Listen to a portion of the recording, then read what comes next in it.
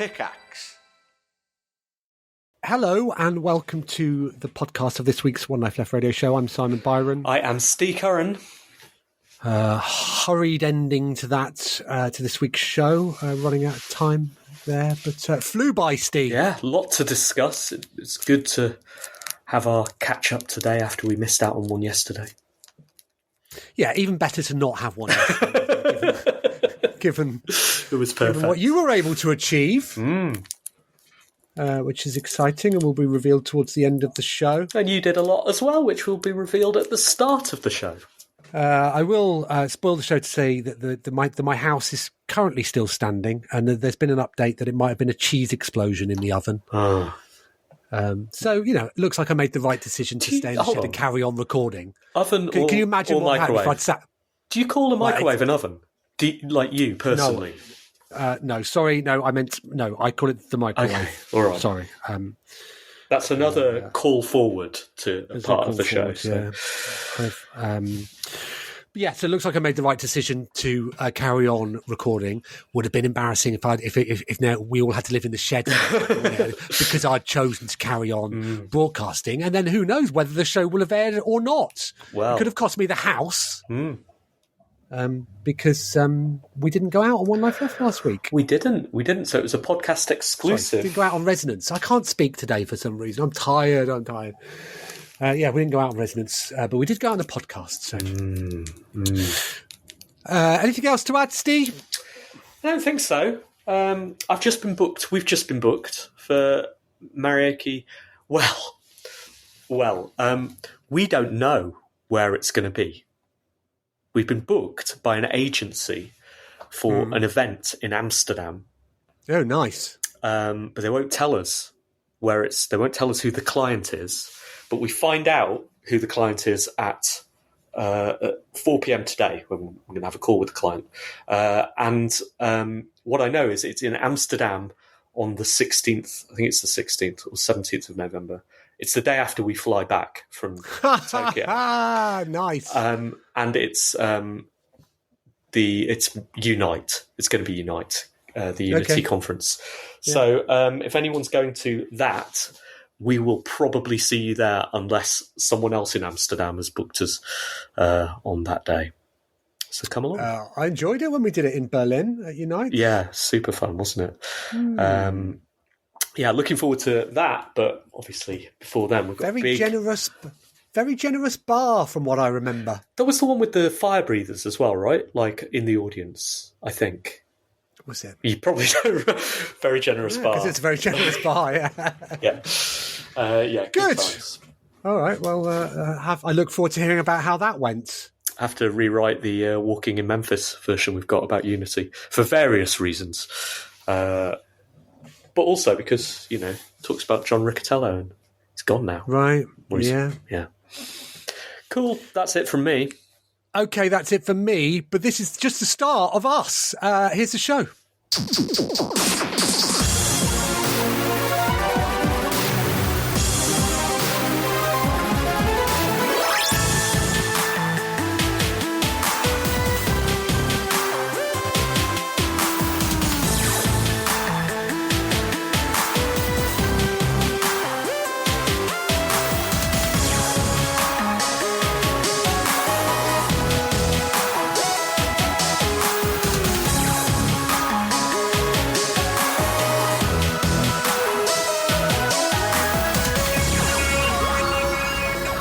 Hello, good evening, and welcome to One Life Left on Resonance 104.4 FM. We're a video game radio show. My name is Steve Curran. Hello, I'm Simon Byron, and I'm turning my volume down. Are you? I am! Sorry, was I a bit too on? Was I? Hype man, yes. Yeah, very, very on. I was just thinking, as I listened to our wonderful theme, I wonder if there's any piece of music I've heard more than the One Life Left theme tune.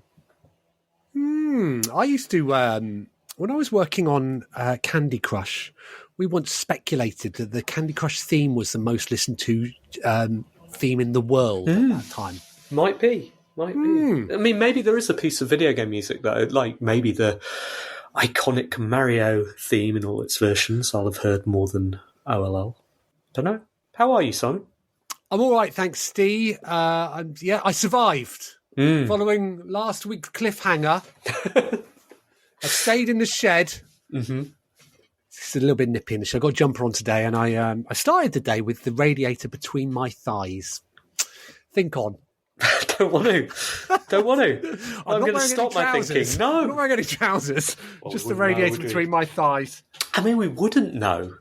We wouldn't know if you did make it, because for all the listeners know, you're just another Charles bot. I've just taken all of your excellent radio performances, fed them into the AI, and this isn't real. Very similar sense of humour. Mm-hmm. Maybe it's just a clip show. I don't know. On a light-hearted note, Steve, here are some ways in which you could avoid death. Very Charles bot. Have you had a good weekend then? The weekend was good. Yes, I got an unexpected day to myself yesterday, as did you.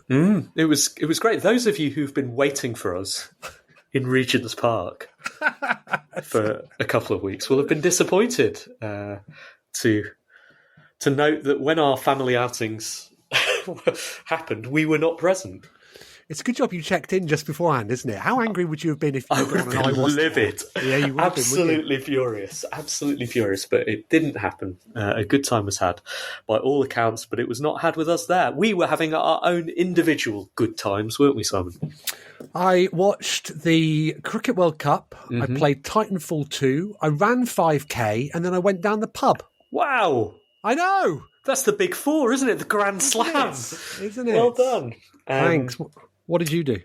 I watched the Cricket World Cup. I played a video game, which I'll talk about later in the show. And I think that was pretty much it. I didn't run 5K. Well done, Simon. Thank you. Congratulations. Got it down to 27 minutes. All right. No big deal. We're a video game radio show. We're going to be talking about video games this episode, as we have done in most of our previous episodes. We will be talking about the game that I played over the weekend, and we'll be going through letters.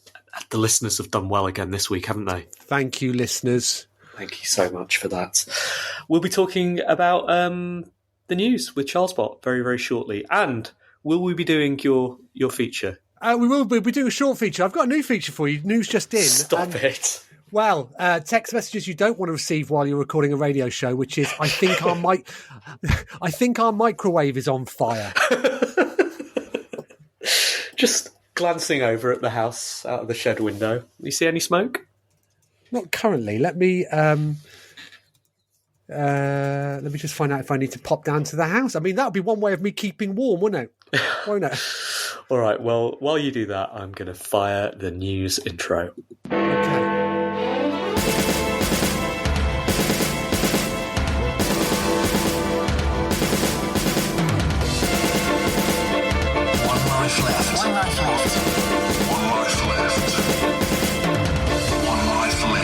Video game news with me, CharlesBot 1.1.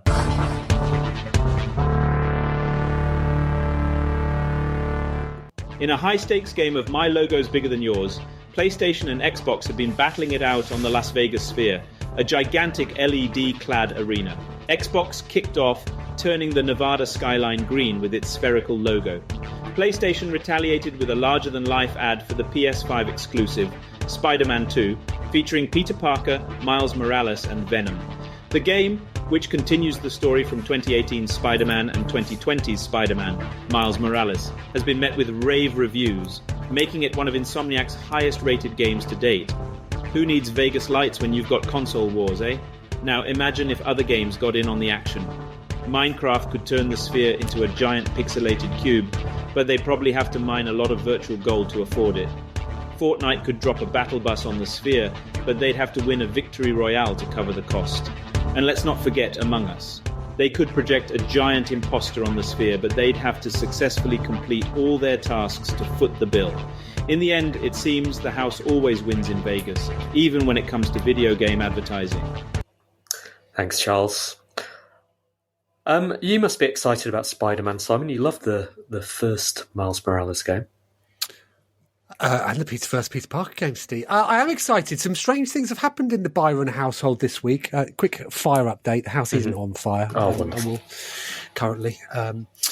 We're into spooky season, and then it's my birthday, and then it's Christmas, and people want suggestions of what they can get me for my birthday and Christmas, and I'm so excited about Spider-Man, but the PlayStation 5 is under the projector in our sort of den, which isn't the room where I normally play games. I'm normally playing games on my handheld in the lounge, and so I thought, well, it'd be good to be able to play it anywhere in the house, isn't it? So I suggested to my wife that she buy me the PlayStation Portal for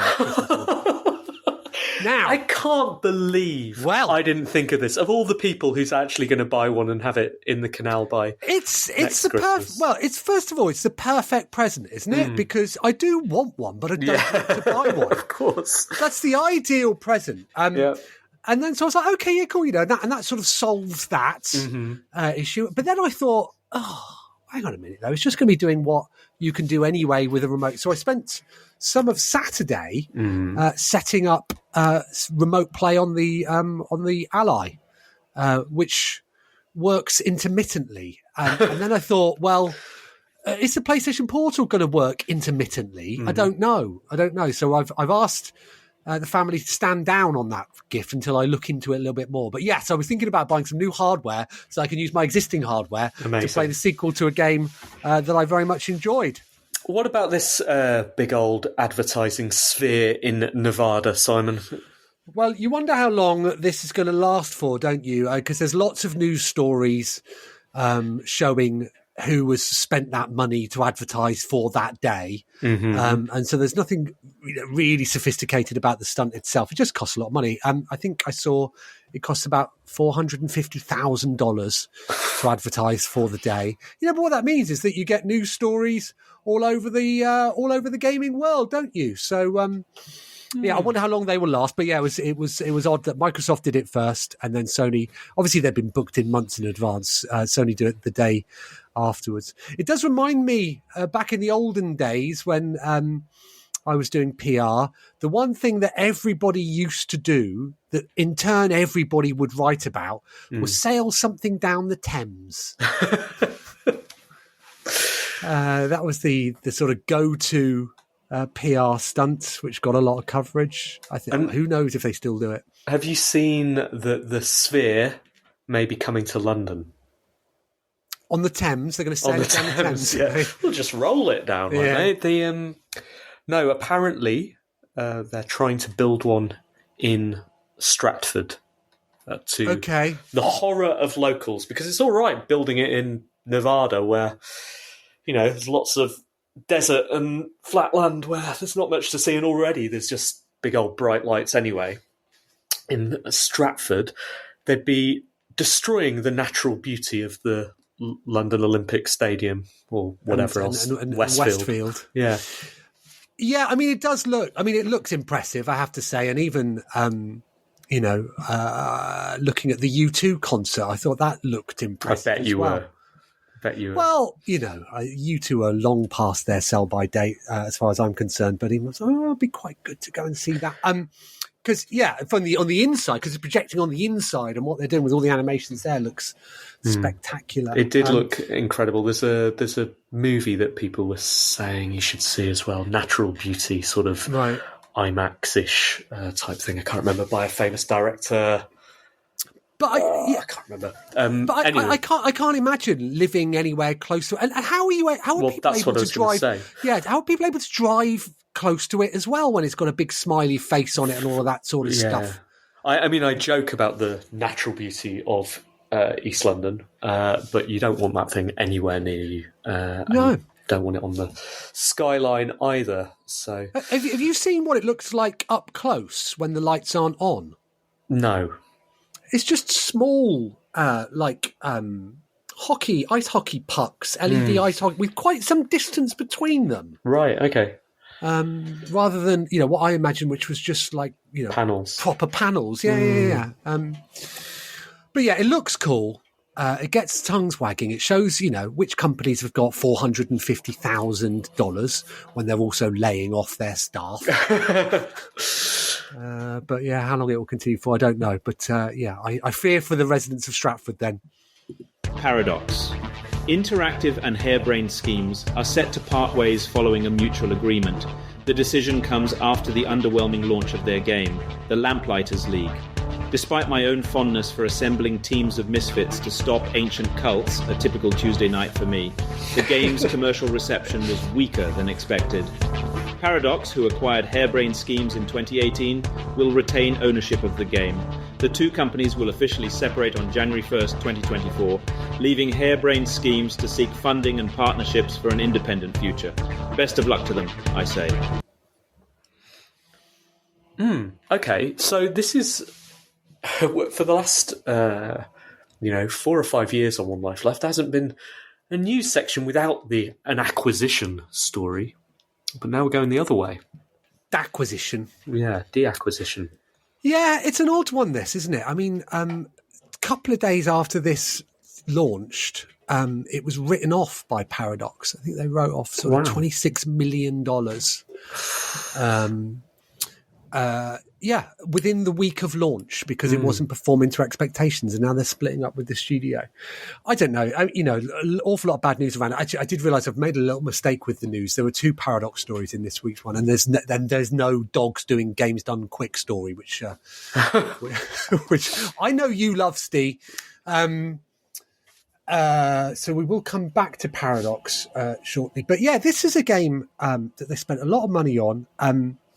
Launched into Game Pass and then was written off almost immediately. So it'd be really interesting to understand exactly sort of what went wrong. I will say, as a fan of Paradox games, and fans of these games generally, Lamplighters League never looked, never was. I was never interested by it. Do you think you can? We're all so stats led these days, aren't we? I know you're a big fan of wish lists, as you've talked about repeatedly on the show. Well, love them, Steve. But these... you might as well cash the money when the wish list lands. Ka-ching, ka-ching. These stats that you can see in advance of your game's proper launch, are they, absolutely certain to define that launch? Because it feels like that feels like a mobile game culture thing, right? Like big mobile game companies constantly launching small games all the time, and if they don't get picked up, then they'll can them straight away because they know it's a gambling game, right? And sure, there is a small chance that something will get picked up in the long tail and then kick up from there. But I don't know. Like, if you're playing a numbers game. Yeah, you just have to keep an eye on the numbers, don't you? Let's have a look now. So there are 84 people playing it currently. The peak today is 241 people. And the all-time peak was 773 people playing it. Now, those are numbers that indie publishers, small indie publishers, would be pretty pleased with. But if you spent 26 million on a game, it just simply isn't going to add up. Now, looking at followers, they've got 20,000 followers. That will have gone up when they launched, but still, what does that imply? They would have launched with 150, 200,000 wish lists, presumably. Now, those are fairly decent numbers. One publisher told me down in Brighton that they don't launch with anything under 200,000 wish lists. So yeah, it was whatever they were doing for the pre-launch marketing was certainly attracting some of the interest, but and that's where it goes down to, isn't it? Like, that's what it comes down to, is that at this point dev costs have scaled down, but marketing spend has to scale up if they're going to increase those numbers. And so you look at the 26 million they've spent, and are they going to have to double that in order to and that's, I guess, what's done for the game. It's just interesting to see that decision being made so soon, without any of those levers being pulled. The new King Kong game, Skull Island: Rise of Kong, has been met with criticism for its subpar graphics and incomplete animations. This game, developed by Iguanabee and published by Game Mill Entertainment, is reminiscent of the PS2 era, but lacks its charm. Despite the backlash, it's available for £44.99, $49.99 on the PlayStation Store, with a 25% discount for PS Plus members. To improve this game, we could incorporate elements from point-and-click puzzle games. For instance, we could design puzzles where players need to use Kong's strength and agility to manipulate the environment, like moving large objects to create paths or reveal hidden items. This would add a strategic layer to the gameplay and make Kong's abilities more meaningful.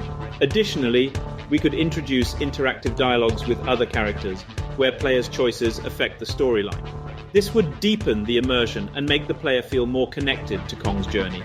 Lastly, we could add mini-games that require quick reflexes and strategic thinking, like navigating Kong through treacherous terrain or fighting off enemies. These would break up the puzzle solving and add variety to the gameplay, keeping players engaged for longer. By incorporating these point-and-click puzzle elements, we could transform Skull Island Rise of Kong into a more engaging, strategic and immersive game. Thanks, Charles. But I'm sure the developer is grateful for your input.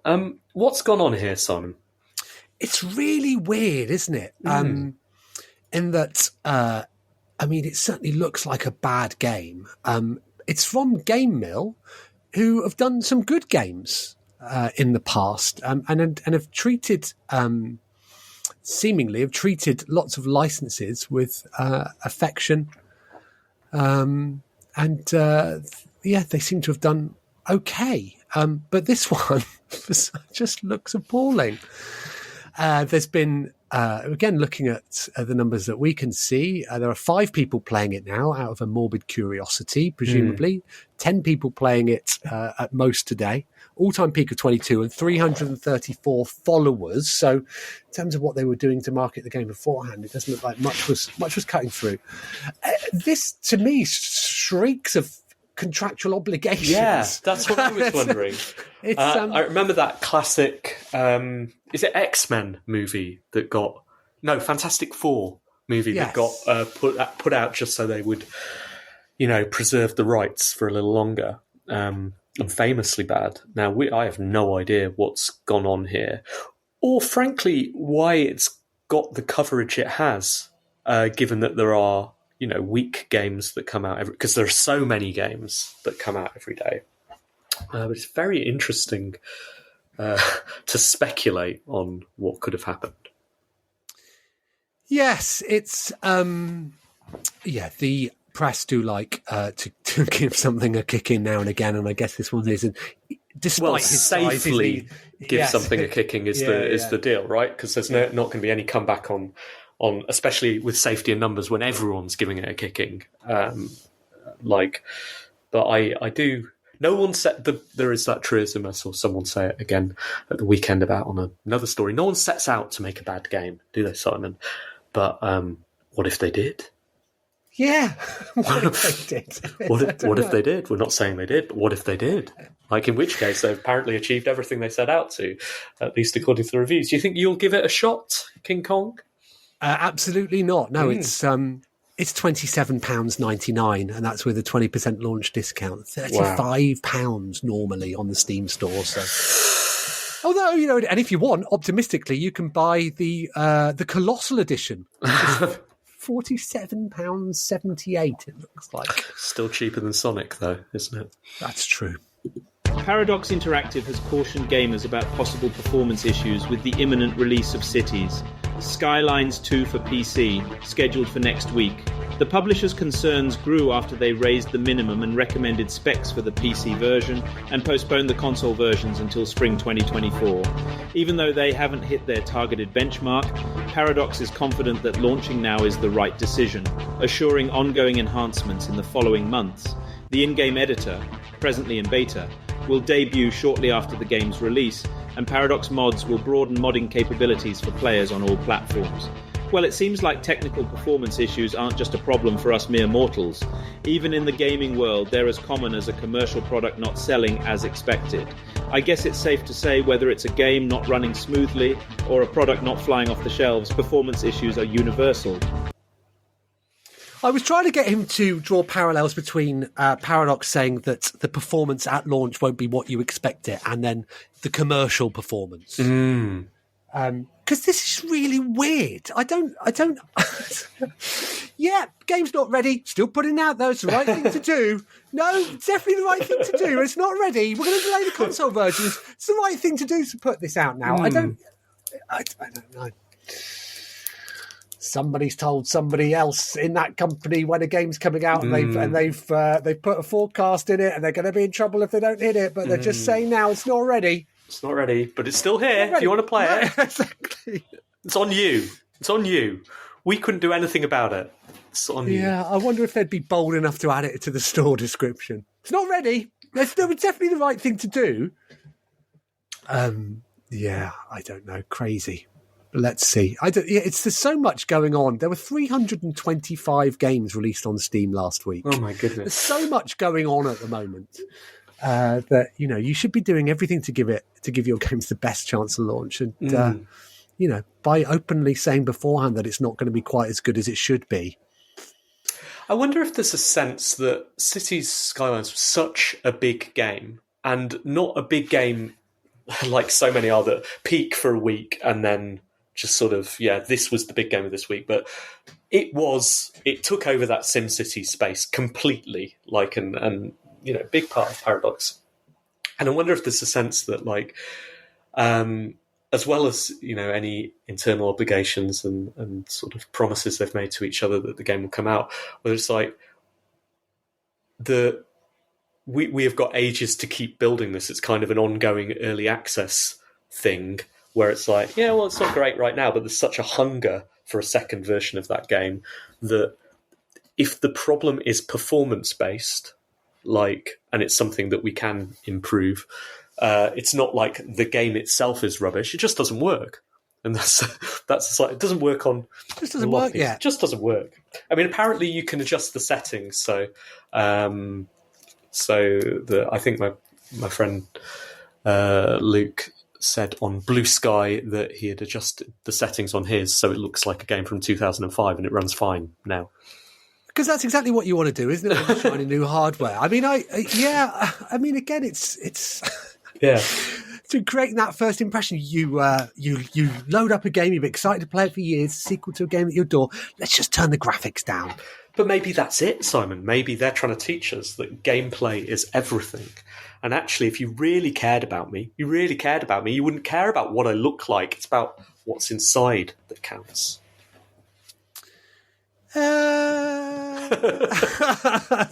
Netflix has been making significant strides in the gaming industry, with reports suggesting that they are considering adding Grand Theft Auto to their gaming catalogue, as per a Wall Street Journal scoop.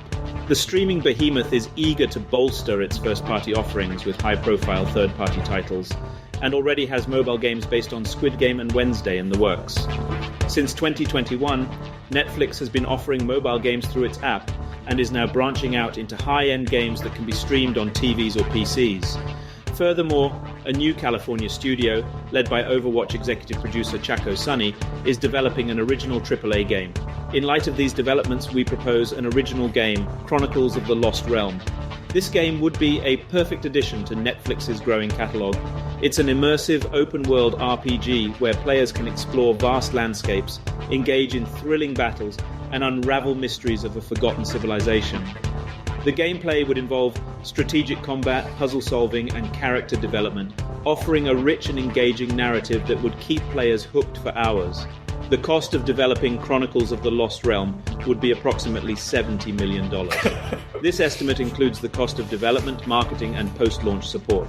This investment would not only provide Netflix with a unique and engaging game to add to their catalogue, but it would also solidify their position in the gaming industry, attracting a wider audience and increasing user engagement on their platform. What do you think's going on over at Netflix at the moment, Simon? Because... Well, this whole story made me laugh because... of course Netflix would be interested in adding Grand Theft Auto to its games catalogue. I mean, of course it would. So would I. So to report that it would be interested See, I mean, you could say that about anything, couldn't you? Be interested in adding Spider-Man 2 to its catalogue, I'm sure. But yeah, lots of coverage about this over the last week, and yeah, it makes sense if you are taking games seriously. Then you want some of the biggest games within that catalogue. I've moved on to a new phone, Steve. I've got rid of the Fold 4 because I was just slightly too early in the technological life of a Fold handheld, and Samsung told me that the screen was going to break in 6 months, probably.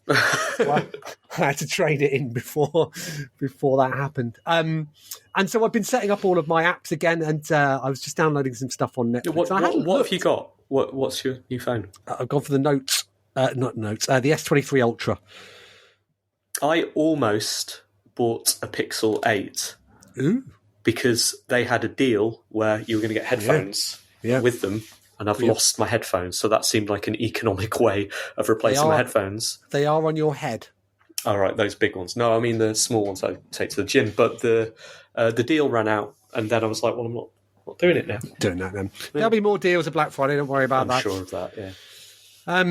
So yeah, I was resetting up Netflix, looking at some things to download for the flight to Japan, and I looked at their game section, which I hadn't done for a while. Now, for a company that is reportedly taking games seriously, they're not taking games very seriously. Now, yes, right underneath the Netflix series At Home with the Furies is their game section. But so they've actually got some decent games in there, but you wouldn't know that initially. So on a horizontal carousel, mobile games, it says, and yes, they do look like mobile games. The first game is Love is Blind, Netflix Stories. No thanks. But then the next two, they've got Storyteller and Bloons TD6. They're both great, actual games.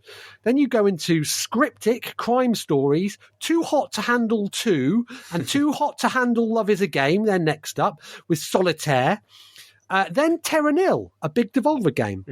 SpongeBob, Get Cooking, Ghost Detective, Sonic Prime Dash, 12 Minutes, World of Goo. So no mention on things like Immortality. Oxenfree comes a little bit later.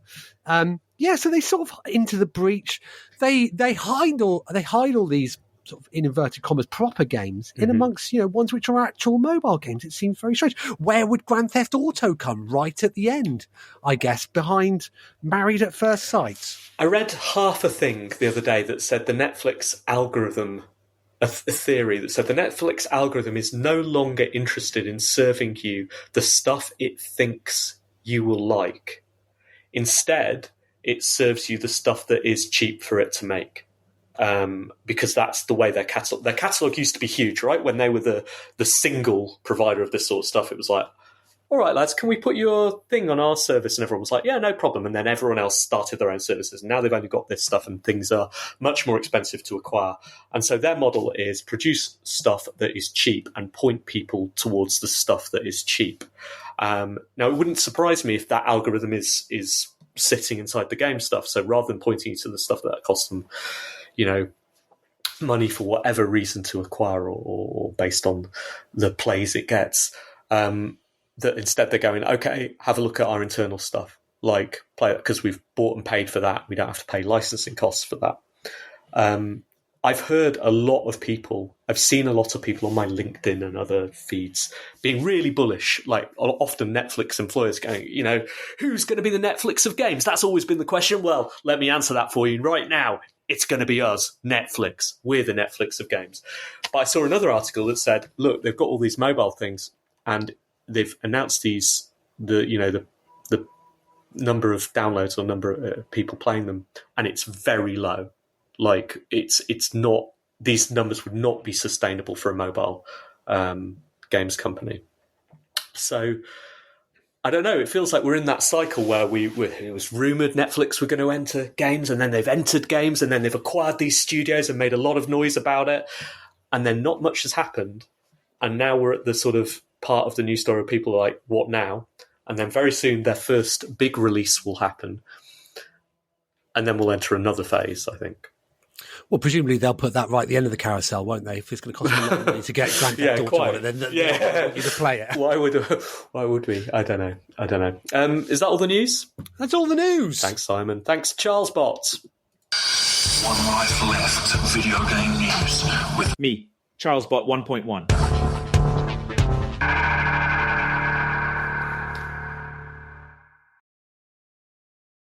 You are listening to One Life Left on Resonance 104.4 FM, or maybe you're listening to a podcast. You can find that at www.onelifeleft.com. There you'll find the show notes that have been put together by our under caretaker, Phil. He's back on the job after his week off with a broken PC. Well done, Phil. Thanks, Phil. Simon, is it time for ClickMate? ClickMate. There's only one ClickMate story this week, but it's a classic. Okay. From our friends at gamingbible.com, Steve. They continue to serve us up the content that we want to read, according to my algorithms. I would like you to tell me what this story is about. Well, you can obviously guess what game it's about. GTA 6 development update leaves fans stunned. Okay. That's the headline, Steve. GTA 6 development update leaves fans stunned. Is the update that there is no update? It's not quite that. Is it that? No. Is it? What would be the stunning news, Steve, that would leave fans in that state about GTA 6, the development update? Is it that it's going to be an open world game? I don't know. What is it? Is it? I mean, I have had recently. My wife is in a Wordle group with my mum and my sisters, and they do Wordle every morning. Mm-hmm. My daughter comes in. She likes watching Kate do it. She refers to it as Quizzle Quaddle. Mummy, can you play Quizzle Quaddle? And then she sits down and she puts some words in and she gets very excited when they get right. Now, I hate Wordle. I derive no pleasure from it. I just find it intensely annoying. Often I'm quite happy to watch them both play it in bed together because that means that I don't have to. But sometimes there will be time where Kate's gone out of the bedroom and Ramona goes, "Can you play Quizzle Quaddle?" Mm-hmm. And I go, "I really can't be bothered." But I pretend that I'm excellent at it by Googling what is today's Wordle, so I can just put it sort of straight in. Mm-hmm. Now, when you do that, there are sites that every day write about what today's Wordle is. Yeah. With 5 paragraphs of introduction every day. Yeah. Now, and it's extraordinary how many words they get out of, what is a 5-letter word ultimately that you're looking for. But in order for it to count with the SEO, you need to have a proper story. That's what Gaming Bible are doing now, because the GTA 6 development update, Steve, they do. They reveal it straight away and then go on. So the news is that Grand Theft Auto 6 will reportedly use a brand new game engine, and it's an absolute monster, is the opening. They then backtrack as we slowly creep our way to the end of October. So does the rumoured announcement for Grand Theft Auto 6. Speculation suggests the 26th of October will be the day, with thousands of fans crossing their fingers and hoping for the best. You can feel it, Steve, can't you? You can feel fans. I don't know if you've been outside today, but everybody is in a sense fevered speculation. That kind of tension is quite quiet you can out feel there. it. But if you people are whispering 26. Come on, I hope so.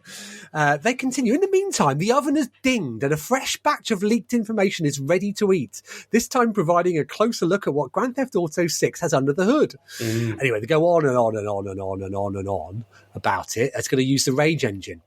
They conclude. Wait, does your oven ding? So it's on fire at the moment.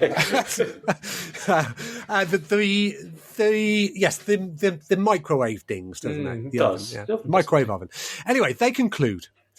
The final 2 paragraphs outline how Rage will bolster the game's environment in many ways, such as enhanced lighting effects in addition to a full-on weather system with various weather affecting how you play. This includes slippy roads when it's raining, wind resistance when in an open space, stroke high up, and more. Final paragraph. It all sounds very exciting if it's true. Given how long GTA 6 has been in development and how it'll only release on current gen consoles and PC, we should hopefully see some of the advanced game mechanics listed above. I mean, that's not that advanced. Slippy, if it's raining. You could do that. If road slippy, if raining, friction equals friction minus 1. That's it. Perfect. At no point, I did try and get Charles to do a joke based around variables earlier, but he refused. At no point, though, does it outline how fans have been stunned by this. It's just... It usually means subreddit, doesn't it? There's usually a screenshot of someone saying, "I'm stunned by this news." Yeah. No, there isn't. I mean, there are links, but they don't highlight any of the... That's it. Well, anyway. Okay. There we go. We'll see you. So look forward. I mean, come on, please, October the 26th, please. Please. We will see you next week for concrete news. We will do. I think it's got to be time for our letters section.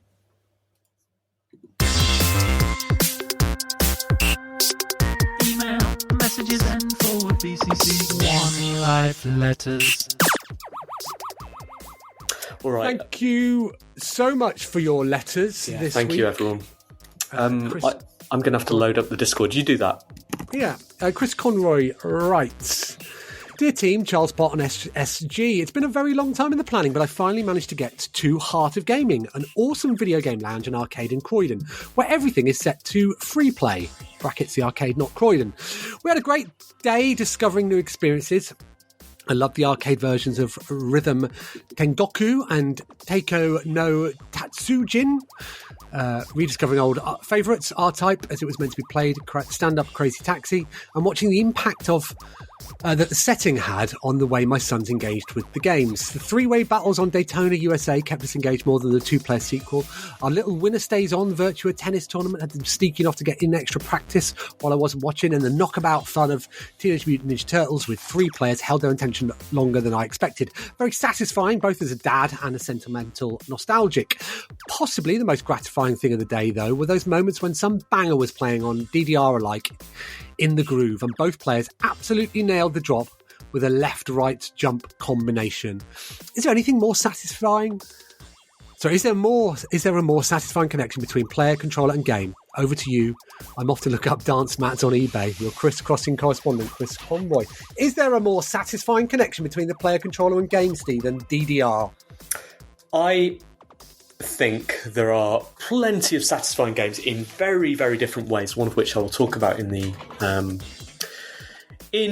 review section. But yeah, for me, that's why in the early 2000s I was so into rhythm action and music games, is because it just feels right. And I guess you have a lot of that. I would say people love that about Beat Saber, right? That feels great. Now, for me, wasn't quite as satisfying as that other one whose name I've forgotten now.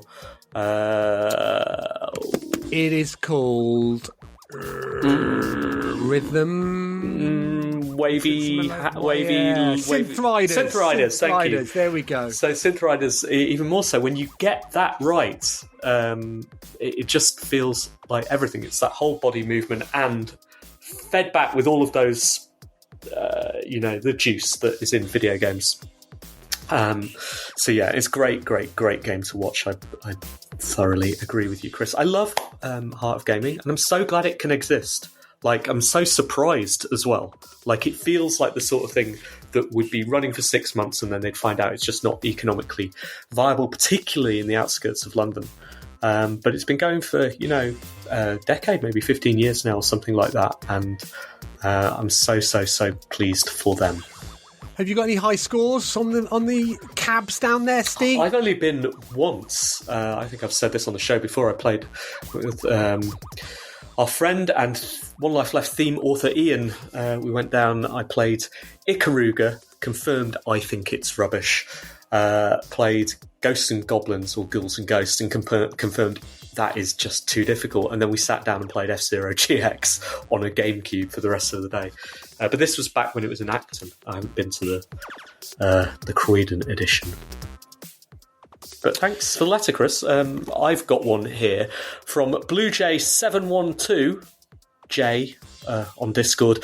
Hi team, I've just finished listening to episode 523 where both of you were ill. As we are now into the cold and flu season, what are your top 3 comfort games for when you're feeling poorly? Love the show. Thanks for all the laughs and gaming chat. comfort games, Simon? I fired up Marvel's Snap again this weekend. I had to sort of back away from it because I could feel myself being drawn in. Reasonably slow pace, which I think is what you want when you're feeling a little bit poorly. Yeah, agreed. Crosswords, that kind of thing. Word games. What's your name for Wordle? Quizzle Quazzle. Quizzle Quazzle, that kind of thing. I like sitting there, not doing anything, testing myself, but not against the clock. Perfect for me. Another one on the Discord? Drew Merson writes, "Dear team and SSG, question mark. I have trouble talking today. Since Friday afternoon, I have been getting my teeth sunk into Insomniac's Marvel's Spider-Man 2, having previously gorged myself on the original and Miles Morales standalone DLC. It's a meaty thing to get stuck into, and I love it. I'm acutely aware, though, that one person's meat is another person's poison, and where I see a wealth of content to keep me immersed in the world and spending time with a character I love, see also Horizon Zero Dawn and Forbidden West or Ghosts of Tsushima, other people just see Ubisoft bloat and a map awash with an impenetrable layer of icons. I recognise that as a child and partner, and as of recently, sadly, pet-free person, I have a luxury of time that some others don't. I don't mind that a minigame is eating into the time spent joyously web-swinging around New York because I have plenty of time for both. I don't want developers to bin this extra content, but I can see why those with less time might see it as filler. What's the answer? Should developers of these sprawling open-world titles add availability options alongside the growing, and not before time, accessibility options? Having the choice to automatically unlock skill points and upgrades based on percentage of story completion for those who want to just follow the main quest? Accessibility options allow many side tasks to auto-complete, but those intimidated by the icon abundance might want to get rid entirely with the toggle of a switch. Toodlepip, Drew. That's a really good point, Drew. Thank you for that. It's funny, isn't it? Because games have started marketing or selling pre-orders with the idea that they will give you a head start with some of these skill points. Certainly, Spider-Man on PC did that. If you pre-ordered it, you got a few skill points to get a little bit ahead of the game. And I love the idea of the availability options as well. I think that's fully. I think it's absolutely what the industry needs to do. We need to get away from difficulty settings in video games and move towards time settings in video games. So many of these huge AAA games that have mechanics in that you end up repeating 3 or 4 times because you have to get most out of them if you've sunk, £500,000 into developing a crate pushing system, would be better if you only did them once. And if you could play a version of The Last of Us that was 2 hours long and communicated all of the important story beats, like without the padding, then I would probably only dislike it about half as much as I do already. That's what I want, though, in games. Is I want, let the full 12 to 40 hour version be a director's cut or whatever, but produce this as a solid between 2 and 4 hours experience that I can play through and get the feel and the joy of that game. And if I want, go back to the full version, play that if I want. But there are so many brilliant experiences that, as someone who's time poor, I miss out on because I know I only have time for, 1 or 2 Starfield size games, a quarter or something like that. And I won't play all of those, right? I played Starfield for 12 hours before I dropped out because it's boring. I want to play more of those experiences, and games are hobbling their audience size by not offering that option. So, agree with you, Drew. We have another letter. Do we? We do. Here we go. It's from Morgizi. Dear team. One Life Letters. Thank you. Regarding games that will make you ill, Phantasy Star Online always gave my brother migraines for some reason. It was difficult to see if it was due to the Del Sabers or the Rag Rappies. P.S. I just got an email from Star Citizen to say the thing I backed more than 11 years ago is getting towards completion. It sounds like they're organising a global get-together to celebrate. Is the architect of the UK Kickstarter campaign invited? Yeah, I saw that as well. Crikey, yeah. That's huge news. I can't believe that's not made Charles Bott's news section. Star Citizen is there? No, Squadron 42. Oh, right, okay. Which is, this almost qualified. I'm surprised that Gaming Bible haven't revealed this news. It's shocked everybody. Radio show hosts shocked by exactly. Yeah. Cool. Okay, that's the letter section. Again, you've done amazing work this week, listeners. Thank you so much for that. If you want to write to us, add yourselves to our letter section, we would really appreciate it. You can do that right now by emailing team@onelifeleft.com or by adding your voice to our Discord. You can find the link to that in the show notes.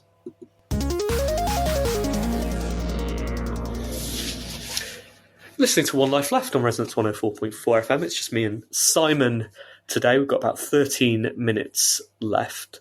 Any other business?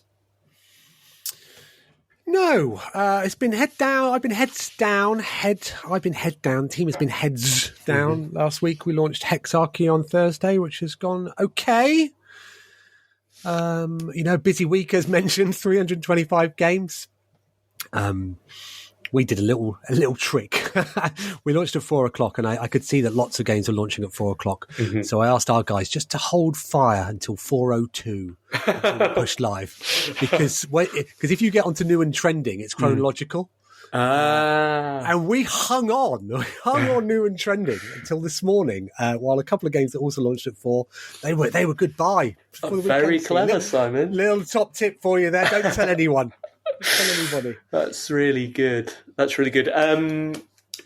been busy with game development as well, and planning for some future One Life Left and Maraoke adventures, because we're going to Japan in a couple of weeks, aren't we?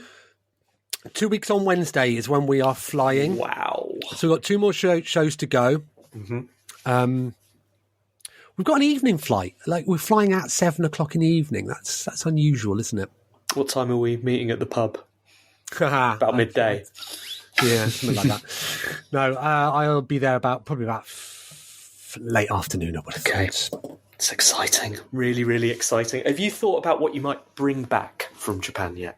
Oh, no. Last time I was there, which was 2019, maybe 2018, something like that. Actually, probably, maybe 2019. I'm not sure what's happened in between. Every day I went to the same shop. It was, I forget what it was called. It was in Shinjuku, but it was 6 floors. Top 3 were electronics, and the bottom 3 was a Uniqlo store.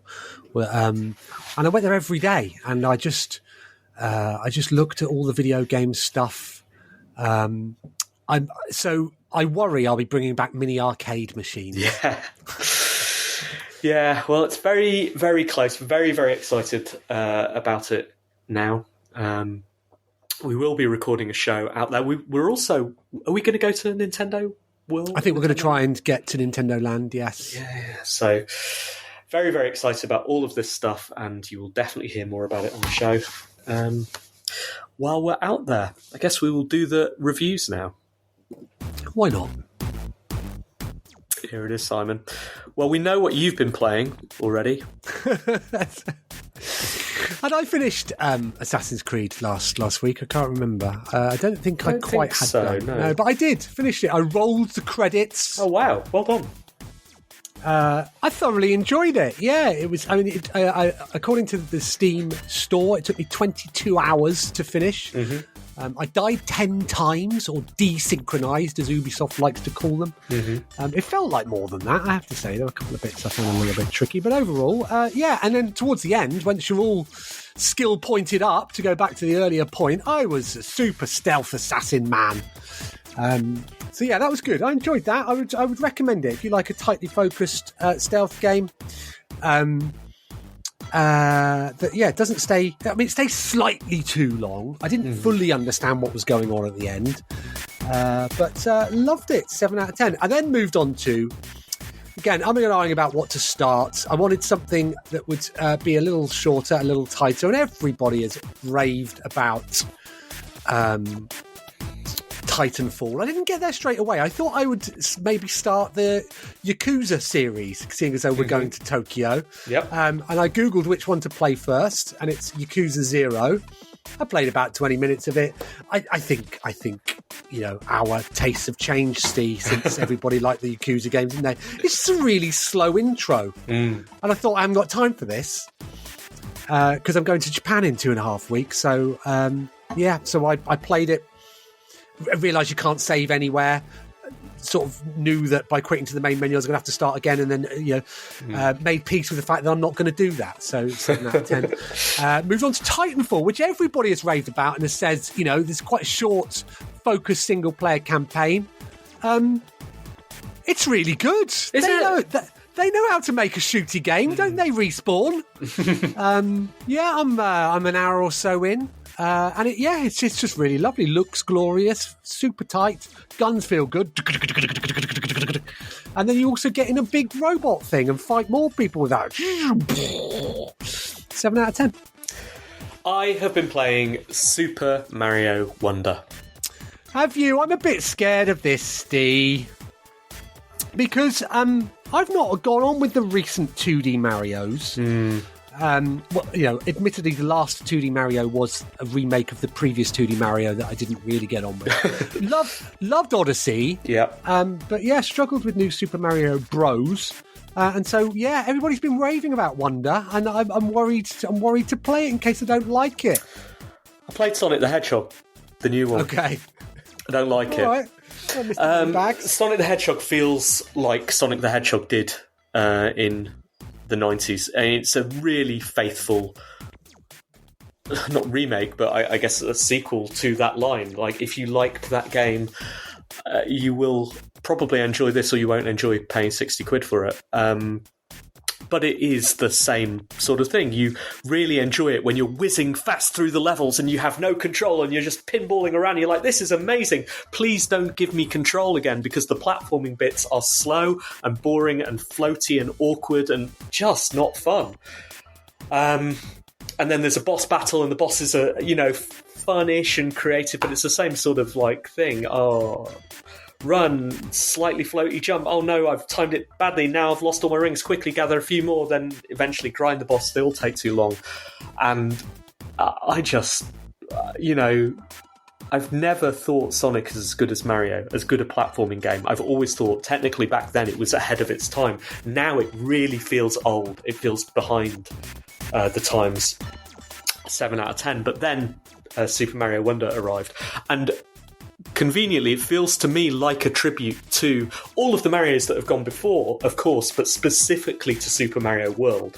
It feels very, very similar structurally, and the way it plays to Super Mario World, and the way it unfurls the whole world. But it feels like that game with all of the lessons from games since and Mario since folded it in.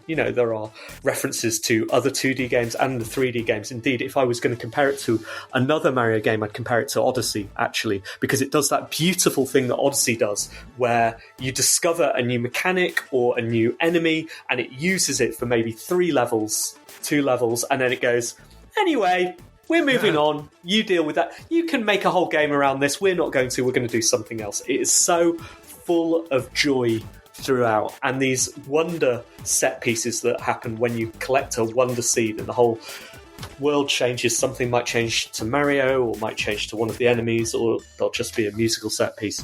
They're just brilliant. They're full of joy, and there's pretty much one to discover on each of those levels. Completed it. Whoa, you must be the best at video games. Rolled the credits. I must be the best at video games, or I must have been found in a situation where my family was going out, didn't have to see Simon, and had a significant chunk of Saturday and Sunday. And I'm now going back and playing it and picking through going for the extra stars and seeds and that kind of thing. It is easy. Except I have discovered the first of the... I can't remember in the SNES version. It was called Star World, right? There's something like that in this, and I can't do the first level. I almost can. So there's definitely a bit of a difficulty spike there. I thought the last level was a bit rubbish. The boss fight, the Bowser boss fight, was great, but the level leading up to it was a bit rubbish. And there's one enemy that seems to just disappear rather than have a death animation. Those are my two complaints. That's it. Otherwise, it's perfect. 7 out of 10. My worry with it would be, like many of these games, Sackboy did it. It was one of the Mario games, I think, where it has a certain number of challenges you can get per level, and that is a currency in terms of unlocking subsequent worlds and levels and stuff like that. And one of these games, I got right to the end, and I didn't have enough to get in. I'd always had enough to open up the next bit, and then I got to the end and I didn't have enough, and I'm like, oh, for God's sake. So I've now got to go through and play them all sort of slightly differently, or I can just go and play something else, which is what I chose to do. So it sounds like it doesn't have that, or it does have that, but it's quite forgiving. Yeah, it has that, but it's forgiving. I didn't have to go back at any point, although I am quite good at video games, Simon, so maybe that's the point. There are plenty of... Indeed, now I'm going back and finding whole levels that I just haven't touched. You get 2 seeds, maximum of 2... Well, there's some with 3, but it's mostly 2 seeds per level. And there are so many levels that the chances are you'll have hit the gate just after playing them once. There's lots of secrets to find, lots of joy. I would say as well, final point, the script is very much for children, so it's not got that nice Super Mario RPG thing of this is kind of funny, like there's no laugh out loud moments. It's for kids. And it should be, really. I wish they had that kind of Pixar level kids intelligent like script writing. There's no real reason Nintendo can't spend a bit more time and love on that, I think. But it's such a beautifully designed game, and I think even you will enjoy it, Simon. I'll get it added to the birthday Christmas list, shall I? Yep, do it. That's the end of the show. Because I do want it. I don't want to pay for it. Well, I'll bring the One Life Left copy to Japan. Oh, hello. I can give you back Dark Souls as well, which I still have your Switch copy of. No, I will. I'll add it to the Christmas. I have to find things to add to the Christmas birthday list, so I will do that instead. Thank you, though. It's a good one. Do you have, by the way, we've only got 20 seconds to discuss this. Do you have 51 worldwide classics on Switch? Or is it called Worldwide Games? The one that used to be 42 all-time classics. Nintendo do... Yeah, I think I do. Games Compendium. I think I do. Bring that to Japan. I think that'll be a nice thing I wasn't even going to bring the Switch. All right, well, don't then. No, I will. That's the end of our show. Thank you, everybody. 2 more to go. Yeah, 2 more to go. We'll see you next week. Thanks to Resonance. Thanks to all of you for listening. Goodbye. I said goodbye this time. Goodbye. Goodbye.